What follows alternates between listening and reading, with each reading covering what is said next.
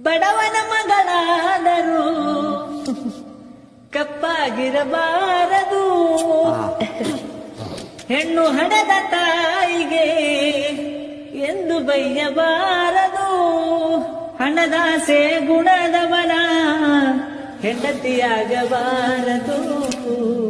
ಬಡತನದ ಮನಿ ಒಳಗ ಹೆಣ್ಣು ಹುಟ್ಟಬಾರದು. ಬಡತನದ ಮನಿ ಒಳಗ ಹೆಣ್ಣು ಹುಟ್ಟಬಾರದು. ಕರುಣೆ ಇಲ್ಲದ ಅತ್ತಿ ಮನೆಯ ಸೊಸೆಯಾಗಬಾರದು. ಅಪ್ಪಿಕೊಂಡು ನಡೆಯುವ ಅತ್ತಿಯ ಸೇವೆ ಮರೆಯಬಾರದು.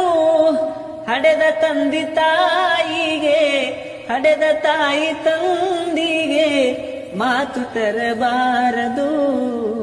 ಬಡತನದ ಮನಿ ಒಳಗ ಹೆಣ್ಣು ಹುಟ್ಟಬಾರದು.